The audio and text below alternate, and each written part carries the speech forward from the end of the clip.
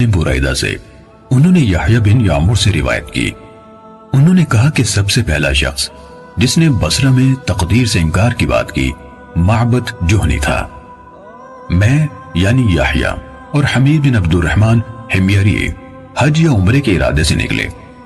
ہم نے آپس میں کہا کاش رسول اللہ صلی اللہ علیہ وسلم کے صحابہ میں سے کسی کے ساتھ ہماری ملاقات ہو جائے تو ہم ان سے تقدیر کے بارے میں ان آج کل کے لوگوں کی کہی ہوئی باتوں کے متعلق دریافت کر لیں۔ توفیق الہی سے ہمیں حضرت عبداللہ بن عمر بن خطاب رضی اللہ عنہما مسجد میں داخل ہوتے ہوئے مل گئے۔ میں اور میرے ساتھی نے ان کو درمیان میں لے لیا، ایک ان کی دائیں طرف تھا اور دوسرا ان کی بائیں طرف۔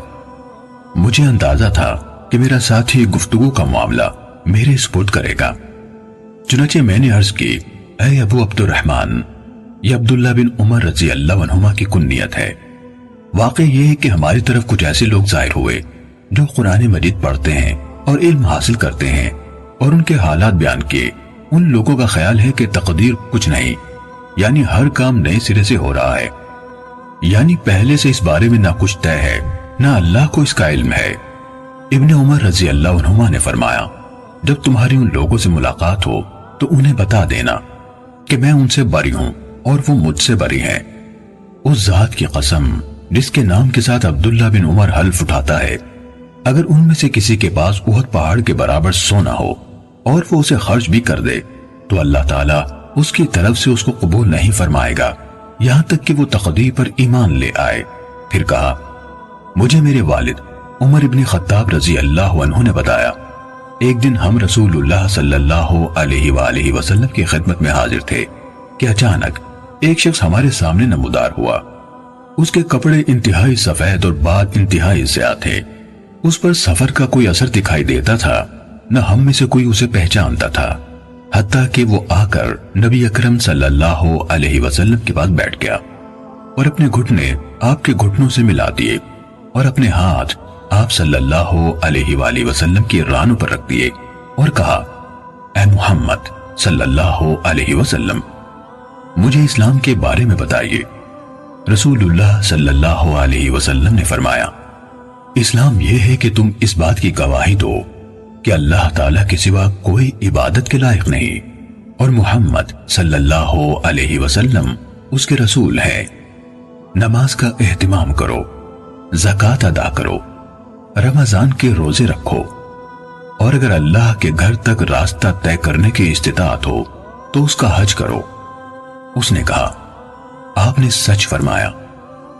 حضرت عمر رضی اللہ عنہ نے کہا، ہمیں اس پر تعجب ہوا کہ آپ سے پوچھتا ہے اور خود ہی آپ کی تصدیق کرتا ہے۔ اس نے کہا، مجھے ایمان کے بارے میں بتائیے۔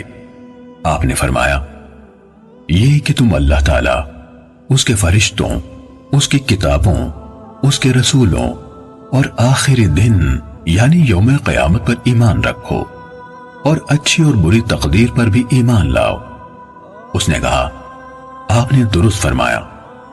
پھر اس نے کہا، مجھے احسان کے بارے میں بتائیے۔ آپ نے فرمایا، یہ کہ تم اللہ تعالیٰ کی عبادت اس طرح کرو گویا تم اسے دیکھ رہے ہو، اور اگر تم اسے نہیں دیکھ رہے تو وہ تمہیں دیکھ رہا ہے۔ اس نے کہا، تو مجھے قیامت کے بارے میں بتائیے۔ آپ نے فرمایا، جس سے اس قیامت کے بارے میں سوال کیا جا رہا ہے وہ پوچھنے والے سے زیادہ نہیں جانتا۔ اس نے کہا، تو مجھے اس کی علامات بتا دیجئے۔ آپ نے فرمایا، علامات یہ ہیں کہ لونڈی اپنی مالکہ کو جنم دے، اور یہ کہ تم ننگے پاؤں، ننگے بدن، محتاج، بکریاں چرانے والوں کو دیکھو کہ وہ اونچی سے اونچی عمارتیں بنانے میں ایک دوسرے کے ساتھ مقابلہ کر رہے ہیں۔ حضرت عمر رضی اللہ عنہ نے کہا، پھر وہ سائل چلا گیا۔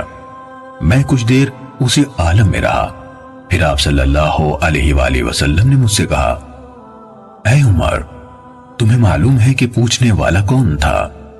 میں نے عرض کی، اللہ اور اس کا رسول زیادہ آگاہ ہے۔